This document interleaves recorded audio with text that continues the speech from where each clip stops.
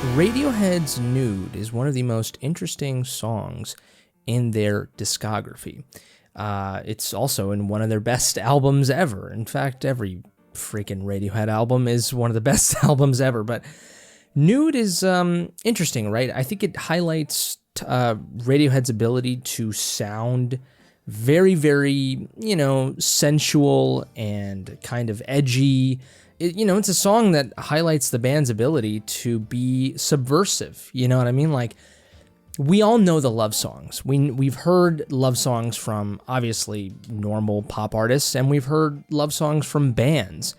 But when you hear a song like Nude, on the surface level, you look at the title, you hear some of the lyrics, you hear the song itself, and it sounds sensual. It sounds mysterious. It sounds like a love song, right? Physical and emotional, whatever, right? And then you read the lyrics deeper. You know what I mean? You go into it a lot more, and you find that it could very well be about sex and stuff like that, but there's maybe something a little deeper than meets the eye. So for today's video, I thought it'd be kind of fun to ask Chat GPT what it thinks about the Nude lyrics. Now, at first, we're going to take a look at it ourselves because it's a fairly short song lyrically. So we'll take a look at the lyrics. I'll tell you what I think it sort of means and what I sort of surmised from it, and then we'll ask ChatGPT. Don't get any big ideas. They're not going to happen. Right then and there, big ideas, it's not going to happen, right? When you think about it from, a sexual perspective, right, an intimate perspective, it makes sense, right? Big ideas. We already know what that could potentially mean. They're not going to happen. Right away in my head, I'm like, okay, it's me going to someone's house and thinking that I'm about to get something, and it's not happening today. It's not happening. Or you're married and you are excited because your significant other is giving you some signs, that there could be some action tonight. Lo and behold, there's nothing, or you get into an argument or whatever, and it just ruins the moment. And you might have some big ideas, there might be something brewing down there, but it just doesn't happen. So that's sort of what you think it could mean, right? I guess surface level wise. You paint yourself white and fill up with noise. Well, that's interesting. Like white noise is very interesting. White noise is very loud and obnoxious. It's not like, it's almost like it's got too much going on. It's actually the opposite of nudity, right? In many ways, but there'll be something missing. There it is. I don't know. I mean, it's like if you were to dress up in white noise, you would stand out. You would definitely be an anomaly. And I guess that is the equivalent of being nude in front of people who are clothed. However, at the same time, something that's white, like a white canvas, for example, like right before you paint, that is nude, right? You could say that it's vulnerable. Anything could happen. You know what I mean? Like it's all, it's all up for grabs, no pun intended, right? And you could splash whatever I did. You could do whatever you want with it. You know what I mean? Like you could make it whatever you want, and it's vulnerable, right? That's what nudity is in many ways. It is vulnerable. Think of Adam and Eve, right? And how self-awareness was kind of, just the end of human benevolence. You know what I mean? Like, so it's interesting. There's a lot of contradiction, right? White, vulnerable, white noise, not so vulnerable, quite the opposite. But there'll be something missing. Now that you've found it, it's gone. Interesting. So you open yourself up, you have some, you become vulnerable, and then right when you think you're about to get something, it's gone. I don't know. That's what I'm getting. At this point, I'm not really following a narrative here. I think a lot of, Radiohead lyrics, they can have a narrative, but a lot of them tend to be kind of just in a way like how Kurt Cobain used to write, where every verse, like every line doesn't necessarily flow narratively with the other line, with the line that preceded it or the line that succeeded it.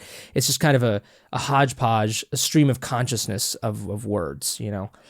Sometimes I find Radiohead lyrics to be this way. I mean, I think all of them maybe have a narrative, you know, but I wouldn't be surprised if sometimes it's just kind of like, if it sort of fits in a way, screw it, we'll put it in there. You know what I mean? It sounds great. It's really, you know, it's deep or whatever.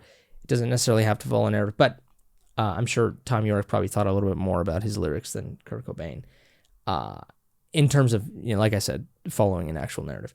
Now that you feel it, you don't. You've gone off the rails. Interesting. I wonder what that means. So don't get any big ideas. They're not going to happen. You'll go to hell for what your dirty mind is thinking. There it is. There it is. Very, very on the nose. You know, being naked, right? What does that mean? Well, you know, it's for many people, being naked is already dirty, right? You know what I mean? And then the whole hell thing. I wouldn't be surprised if there's a little bit of Adam and Eve inspiration here in this song, of course. But you'll go to hell for what your dirty mind is thinking. You know, when I read that verse and then I think about the rest of the song, the thing that comes to mind, and obviously not, like I said, you could think of it as the surface level, most obvious, oh, it's about like being actually naked. But it is, but you know, it's obviously much deeper than that. And so what I think is when you're just existing in this world and you are vulnerable, whether it's at work, you know, whether it's when you get with someone, whether you're confiding in a stranger or in a friend, whether you get angry because something genuinely pissed you off, or when you tell someone what you really feel, what you really think, not even, you know, emotionally, like not even intimacy here, you know, I mean, just like telling someone what you think, or putting your faith in something, whatever it is, whether it be the government, someone else, a group of people, a religion, a product, whatever it is. When you put faith in something, when you put trust in something, you are essentially taking your clothes off in a metaphorical way. You are being vulnerable. And then imagine that thing, whatever it is, you know, whether you go into a job interview and giving it your all and being rejected by an actual person, being rejected by your family, whatever it is, imagine you giving it your all, trusting, you know, taking your clothes off, right? Being vulnerable, giving someone your heart in whatever way you want to think about it. And then they turn around and tell you, oh, whoa, don't get any big ideas. They're not going to happen. They're not going to happen. Imagine that entity, person, whatever, tells you you'll go to hell for what your dirty mind is thinking. And you might have felt that you found something amazing, beautiful, phenomenal, something that you can actually trust in, have faith in, and then it's gone.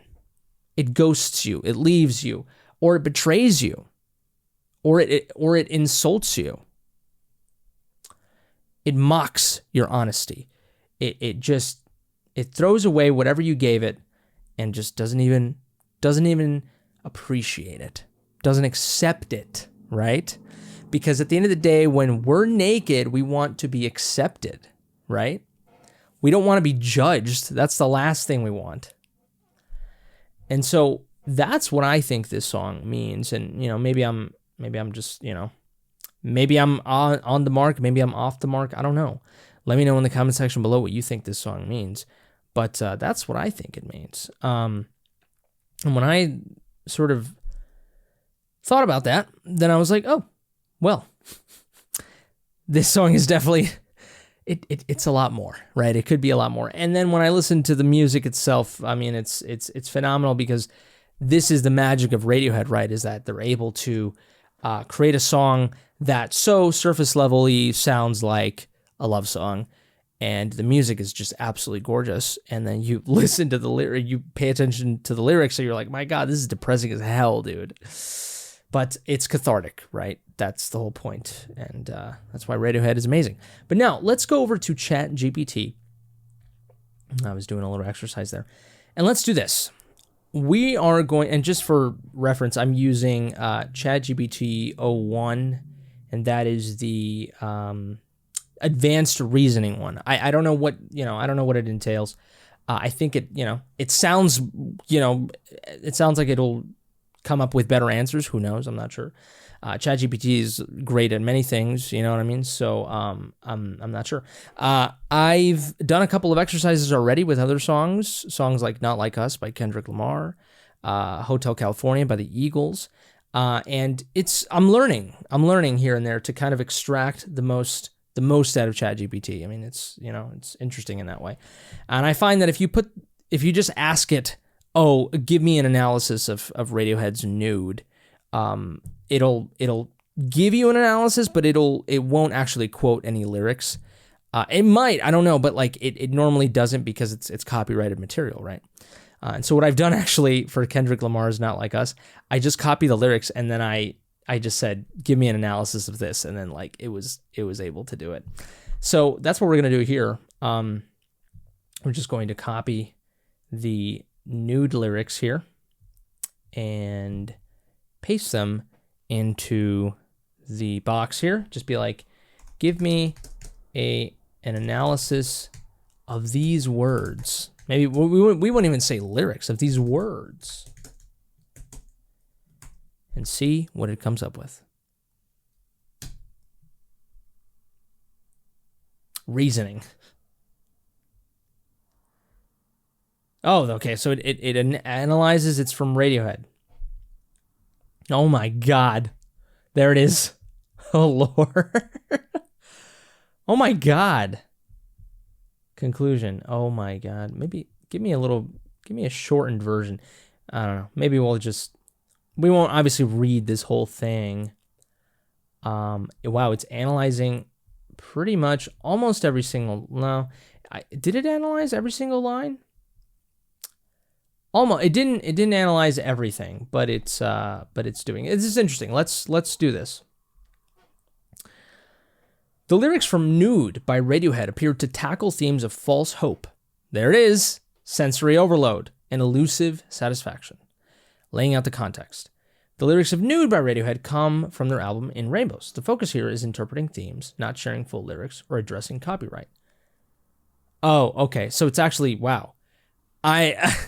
It's not going to be addressed. Well, I guess with Not Like Us, it didn't analyze everything either. The user has supplied lyrics, allowing us to transform them. Themes like illusions and unattainable goals will be analyzed, and we'll avoid sharing the entire text. Oh, wow. Chat GPT, crossing its T's, dotting its I's. I'm breaking down the lyrics line by line to cover themes while avoiding sharing the entire text. Interesting. Below is a literary style analysis of the text you shared. While these words are famously associated with the song Nude, the focus here is not on interpreting the text as it stands, rather on the broader context of the band or the song's history. Interesting. All right, here we go. Overall mood and tone. The excerpt conveys a sense of delusionment and caution. The repeated refrain, "Don't get any big ideas, they're not going to happen," creates a stark, almost pessimistic atmosphere. There's an undercurrent of longing for something more, followed quickly by the reality that such aspirations might be unattainable or doomed. Melancholic, introspective, quiet despair, direct and cautionary. Imagery and symbolism. You paint yourself white and fill up with noise. I'm interested to see what it says here. Painting oneself white often symbolizes attempting to represent a clean or pure facade. Oh, that's interesting. I like that. It can also suggest masking flaws or vulnerabilities. There it is. I didn't think of that. That is very much true. White means purity, right? So if you paint yourself white, you are painting yourself as an angel, right? As someone who's perfect, who doesn't have any flaws. That is very interesting. But then I think of like a ghost, right? Covering itself like a ghost, the way we think of it stereotypically, like a white curtain, and it's very mysterious. It doesn't actually symbolize something good. Interesting. But that's a good point.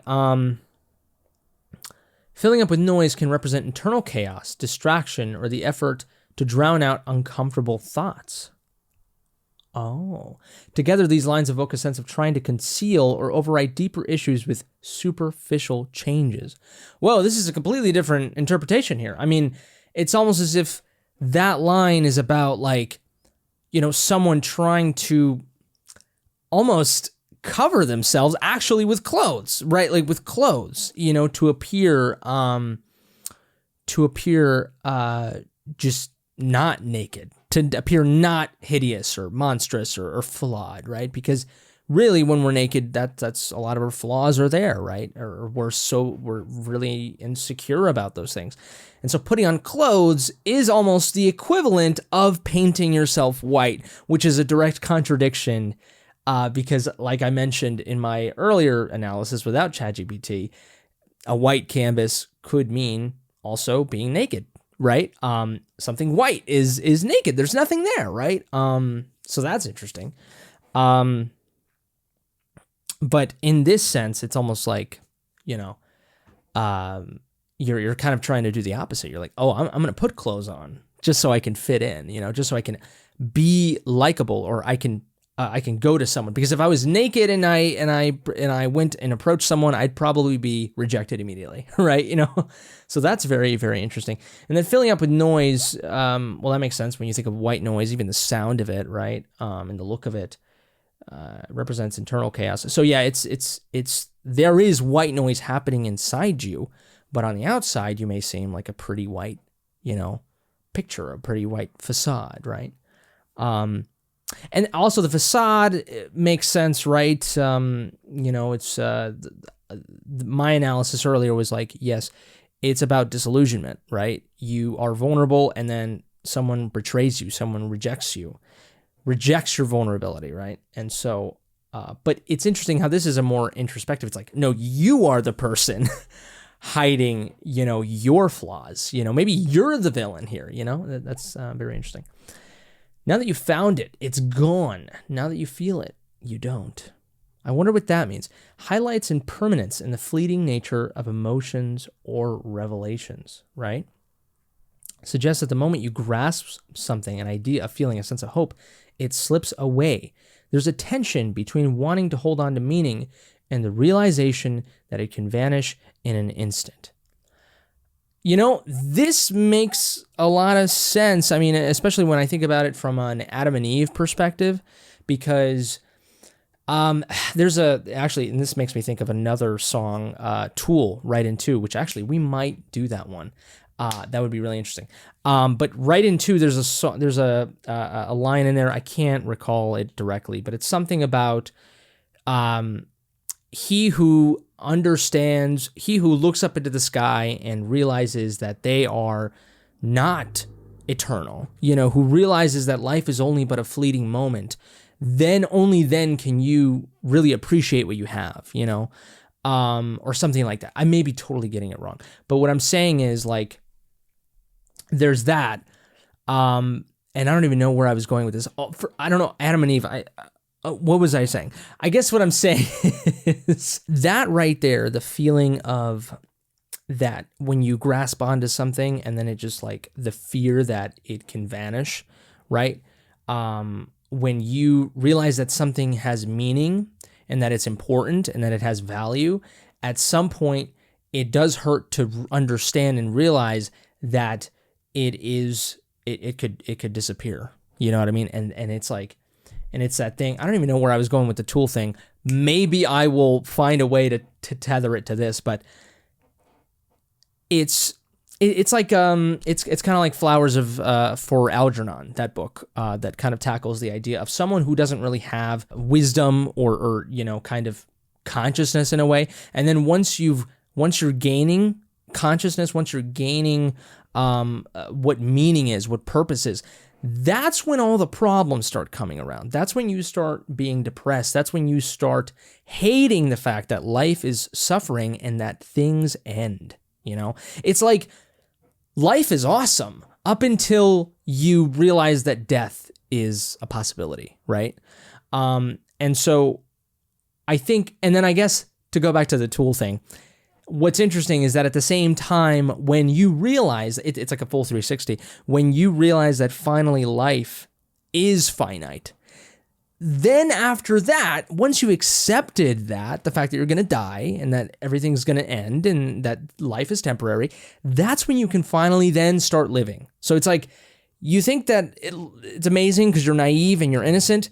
Then you start developing consciousness, you start getting older, and then you're like, oh my God, life sucks. Life is suffering, but there's meaning to it too. But life is suffering because everything ends. You know what I mean? Like, and all of that right there, think of all your existential crises and your fear of wanting to meet someone because you don't actually want to develop a meaningful relationship because you're afraid of getting your heart broken, because you understand, you have consciousness, that things are finite or they have the potential to be finite, right? Like, and worst of all, there's the potential to be hurt, right? And then that's like the middle point. And then the enlightened point, the third act of this is when you finally understand all of those things, and you embrace it. And you say, well, I'm going to make the most of it, right? So anyways, that's my spiel. But I guess now that you found it, it's gone. Now that you feel it, you don't, right? To me, that sort of sounds like that existential crisis right in the middle where you're gaining consciousness, or you have the consciousness and you know what purpose is, you know what value is, but you know that at the same time, there is going to be suffering and you hate it and you wish it wasn't that way, right? You'll go to hell for what your dirty mind is thinking. This line carries a sense of moral or societal judgment. Dirty mind could refer to taboo desires, suppressed thoughts, or guilt-laden fantasies. Invoking hell intensifies the warning. It implies dire consequences for harboring forbidden ideas or ambitions. I think, that's kind of the slap in the hand, right? You know what I mean? That is the getting to me, I guess, and to kind of go in line with what I was saying, but also to kind of provide a little detour, it's very akin to someone who is just, there's a reason why you should be afraid to be vulnerable, right? Because it is often the case that when you're vulnerable, you get hurt. But only when you get hurt is sometimes when you grow, right? But that's the thing, is that in the back of your mind, whenever you're vulnerable, it's like, oh my God, I'm going to go to hell. I'm thinking dirty thoughts. And you think that person, entity, whatever thing is going to tell me that I'm having dirty thoughts, that whatever I'm thinking is taboo, is awful. I'm a bad person. I'm terrible. And then you have no self-confidence. And then you never, ever take that leap in future opportunities because you're so afraid of rejection, right? And it's sad. It's a cycle, but you just got to go for it, man, Disillusionment versus aspiration. The text repeatedly warns against big ideas, implying that grand dreams might be futile. That's right. This tension between wanting more and the fear or likelihood of failure underscores much of the passage, right? It's that dichotomy, right? That contradiction of like, I want this, because I'm thinking it, but there's also that fear of I might be rejected, right? Self-deception and facades. The idea of painting oneself white points to putting on a front. Philip Noy suggests that attempts at self-transformation may be hollow if they're not rooted in genuine change. That's interesting. It's almost like I love that contradiction. It's like the more you try to paint yourself white, the more you're just filling it up with noise, because the noise is the facade, right? And yeah, there might be some actual deep-rooted problems, you know what I mean? But like, by you trying to cover it with more white, you know what I mean? Like you're actually muddying up the noise that you already have within you, and then at that point, you damn for sure are not going to better yourself, right? And you're definitely not going to be genuine and attract the right people or attract good people, or even get to a point where you can attract someone, right? The fleeting nature of fulfillment.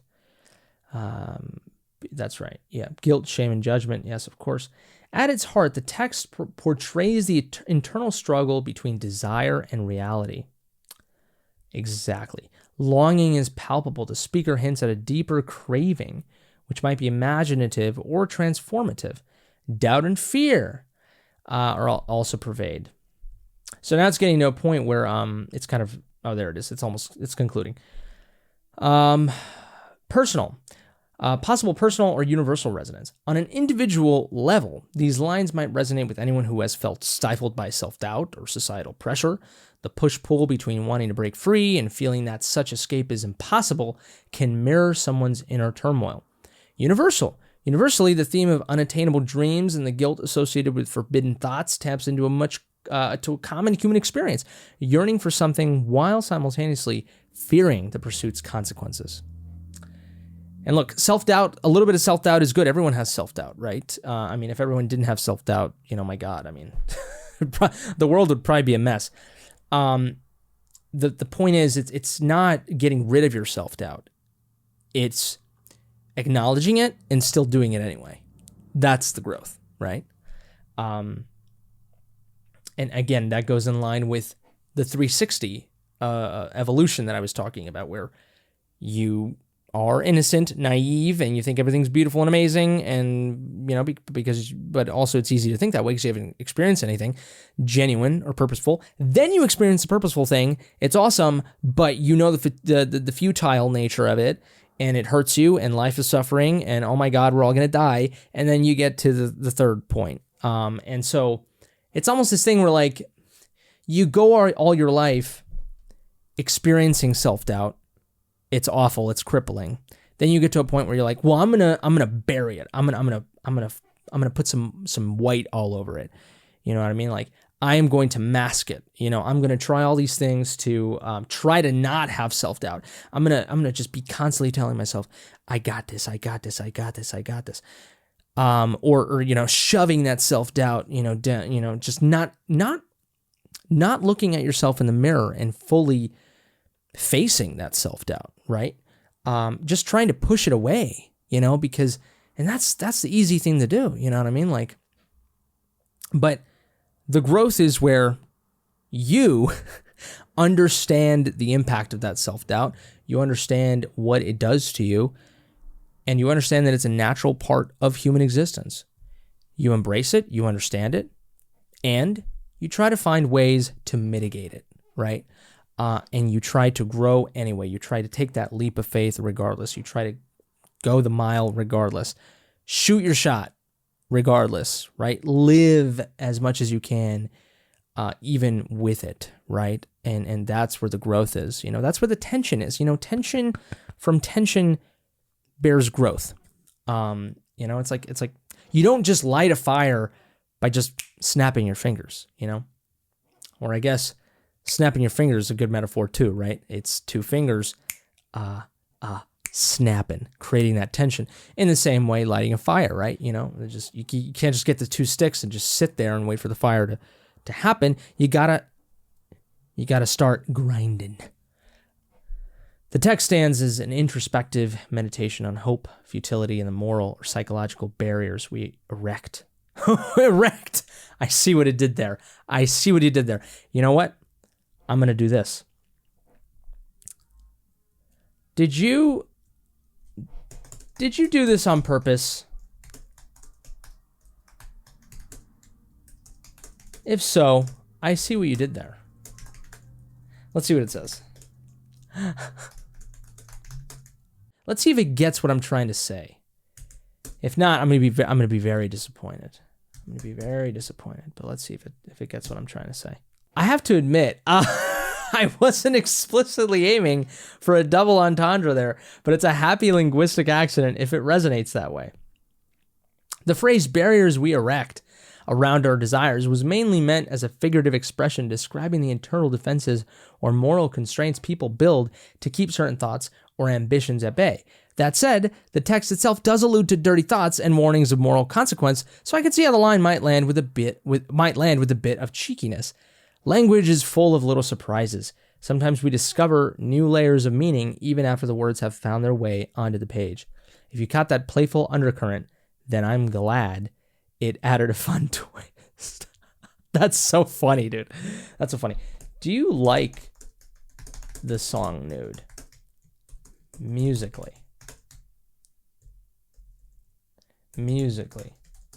And do you find it fits well with the lyrics? Oh my God, now I'm actually having a conversation. Oh, it's like it's process right here. This is like it's process. It's like the way it's thinking.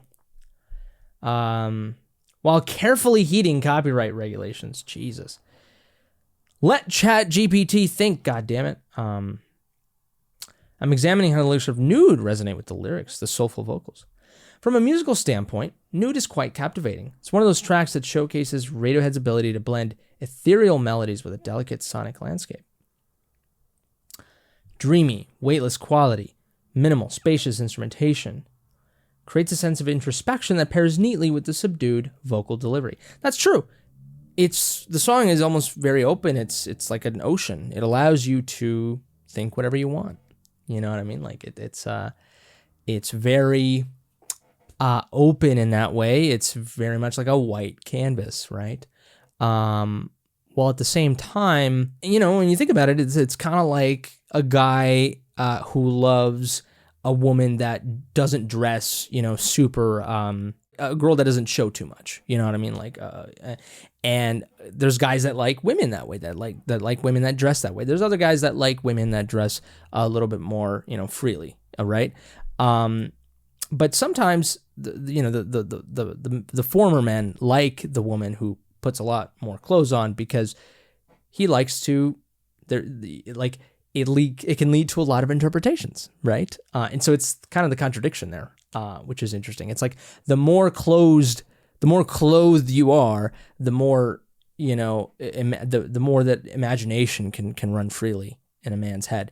Whereas if you do the opposite, it makes sense why it would produce the same result, but it could also produce the opposite result, or make that man be like, I'm not interested, right? And so that's very interesting. I don't know how I got to that, but I just thought about the music lending the listener the ability to have so much interpretation because of how open it is, right?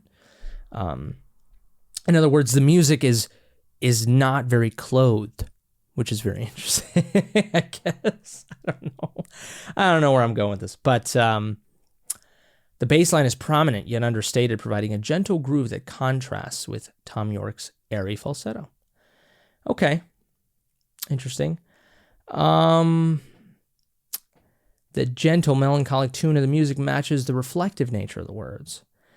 York sings lines that carry a sense of warning or disappointment. They feel more intimate and personal, which is very nude and very vulnerable.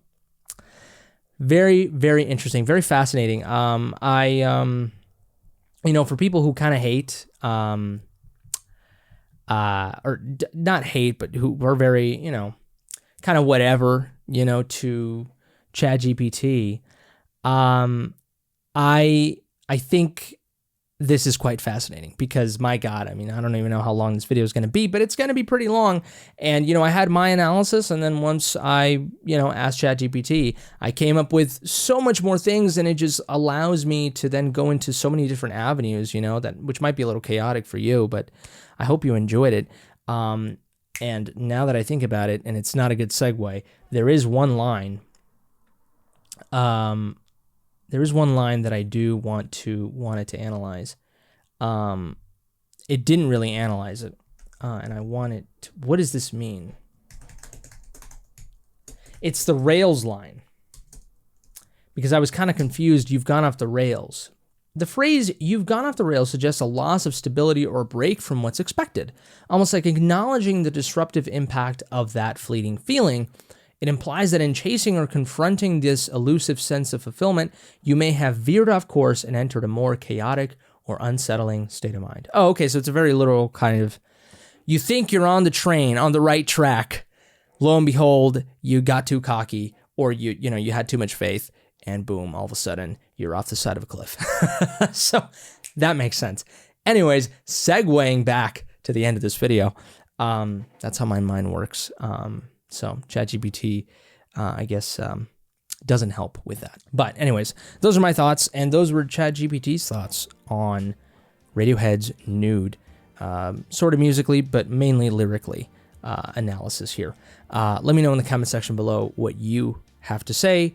Do you agree? Do you disagree? Do you have a new perspective that perhaps ChatGPT or I did not think of? Let me know in the comment section. We can have amazing conversations down there. Can you believe it? Give this video a like if you like, dislike it if you didn't. Subscribe to the channel if you enjoy this content. Share with your friends if you know, they like Radiohead, they're interested in AI or ChatGPT. Let me know what other song you'd like me to do next with ChatGPT if you're interested.